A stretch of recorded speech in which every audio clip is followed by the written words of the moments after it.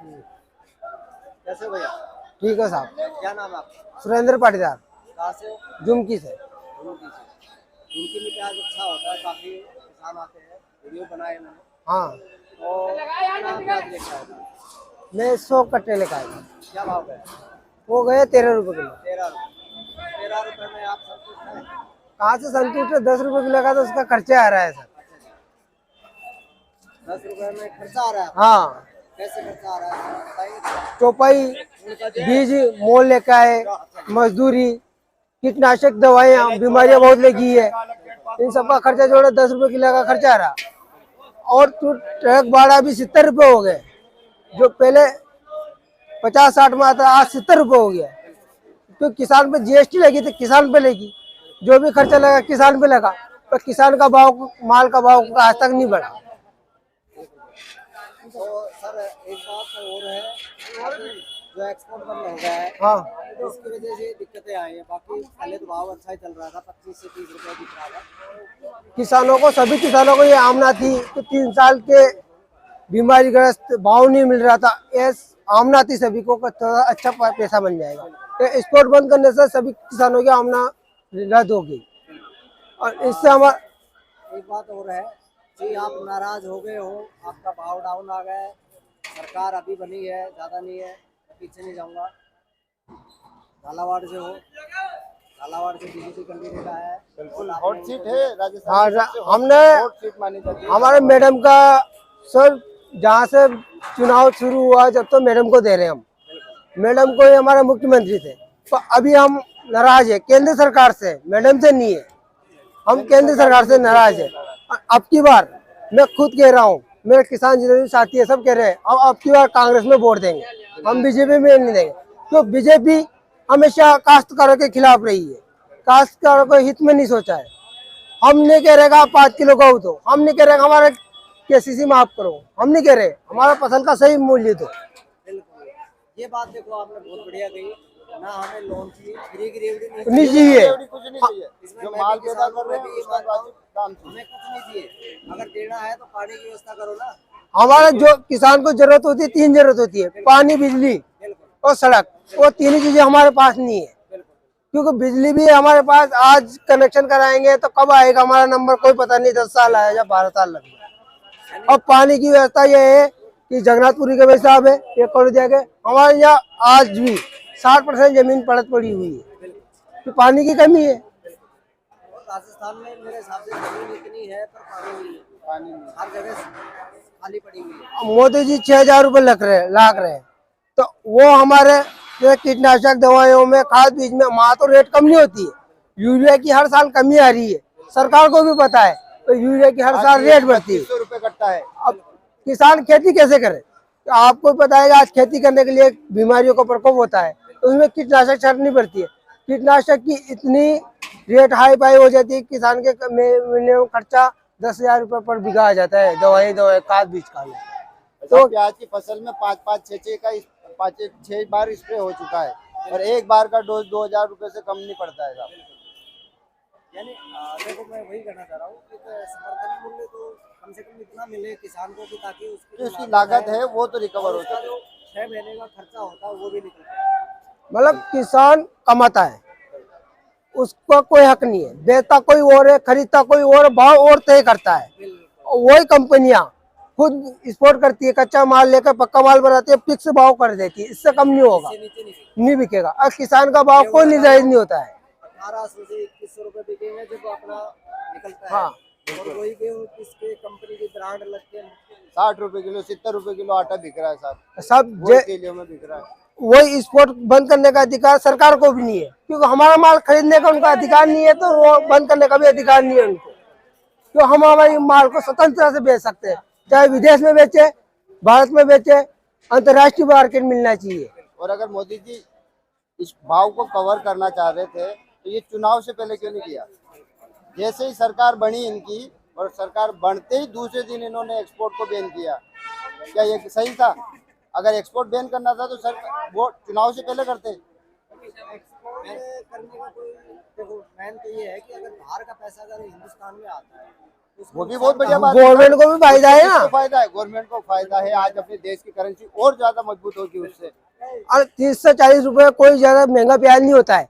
और महंगा होता तो ये कोई धोने की चीज नहीं है, खाने के लिए ये जरूरी भी नहीं होता है। जिससे नहीं खरीदा रहा वो खाओ मत। किसान ला रहा है 100-150 रुपए किलो अनार ला रहा है, खा रहा है।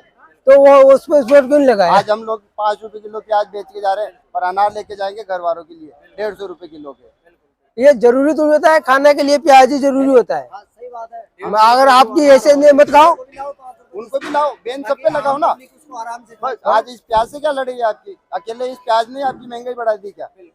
महंगाई हर चीज से बढ़ती है। आज किसान सारी चीजें लाता है, सलिया लाता है, सीमेंट भी लाता है, हर चीजों पर रखो। हर चीज महंगी हो रही है और किसानों की आप खाली किसान के ऊपर लेके देखे इसी प्याज पे पड़े हुए हो। पेट्रोल पे कर दो आप। पूरे साल बेचारा किसान कैसे कैसे मेहनत करके पूरा के लाता है बेचारा।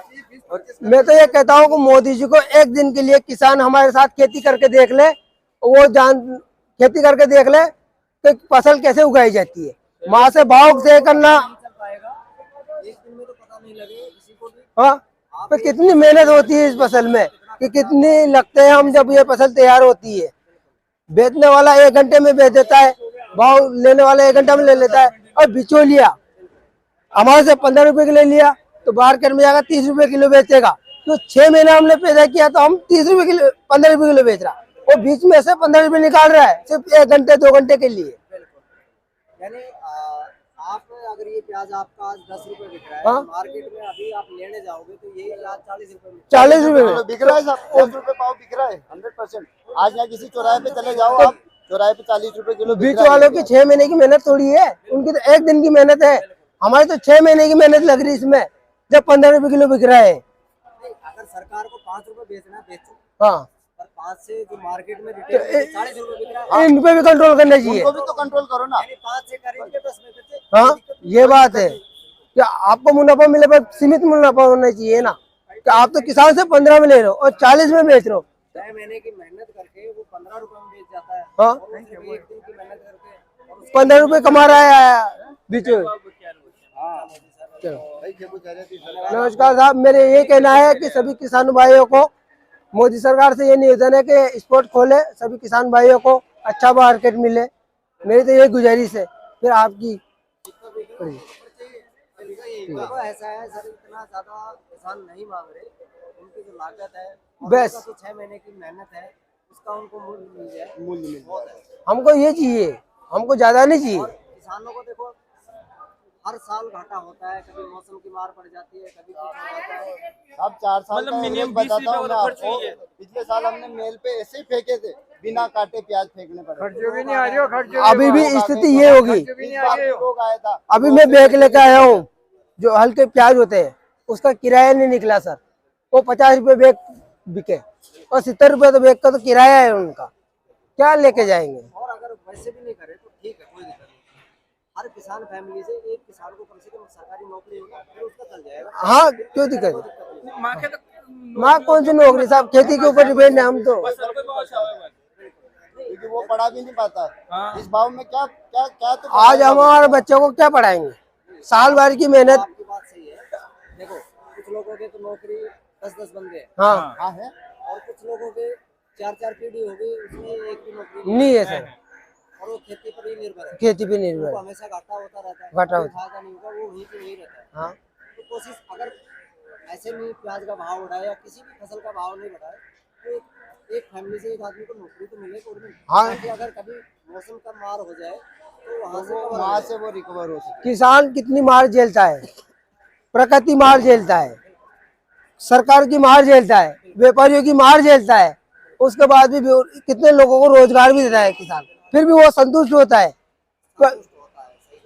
फिर भी सरकार किसानों के बारे हित में कभी नहीं सोचती। मन में आया, आपने बोल दिया, ठीक है, हो गया काम, उसके बाद आप फिर वैसे ही नॉर्मल हो जाते हैं। हाँ, ऐसे ही होते हैं। बस हाँ, हर साल ऐसे होते हैं। कहानी। इस बार बिल्कुल। क्योंकि किसान तो वो है। किसान में सहन शक्ति है नहीं। सरकार ने सभी देशवासियों ने खाली किसान का बड़ा नाम रखा है, जय जवान और जय किसान। ये दोनों कौम सबसे खतरनाक काम में जुड़ी हुई है, क्योंकि बिचौलिए सारे मजे ले रहे, किसान भी। जय किसान जय जवान किसके बेटे हैं? किसान के बेटे हैं, कोई नेता नेता का नहीं है, कोई अफसर का नहीं है, कोई व्यापारी का बेटा थोड़ी है, मगर किसान का बेटा है। बेटा नहीं, वो किसान का ही बेटा है। अभी खाली नाम बड़े हैं इनके, काम सबसे घटिया काम कराते हैं। अमीरों के लिए, व्यापारियों के लिए, इन्हीं के लिए, हाँ। गरीबों के लिए नहीं है। और मैं स्पेशली कहना चाहूंगा कि ये जो मोदी गवर्नमेंट है, ये केवल और केवल पैसे वालों की गवर्नमेंट है। किसान और गरीब इनके दायरे में ही नहीं है कहीं, केवल कहने और सुनने के लिए है। इनके लिए मुद्दे जरूर है, किसानों की तरफ भी विशेष ध्यान करें थोड़ा। कोई ध्यान नहीं, बिल्कुल भी ध्यान नहीं है। मैं मोदी सरकार से एक गुजारिश करता हूँ कि जैसे एक गेहूं दे रहे हो आप, 6,000 रुपए दे रहे हो, पेंशन दे रहे हो, मोबाइल बांट रहे हो, अन्नपूर्णा के थैले बांट रहे हो, इन सबको बंद कर दो। ये फर्जीवाड़ा है।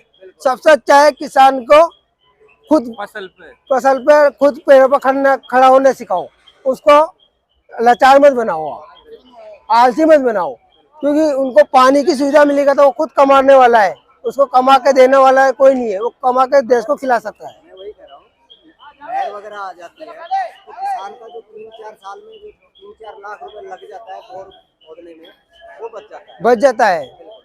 मेरी खर्चा नहीं होगा, बिल्कुल खर्चा नहीं होगा, प्राकृतिक खेती होती रहेगी। चलो जी, धन्यवाद। ठीक है साहब।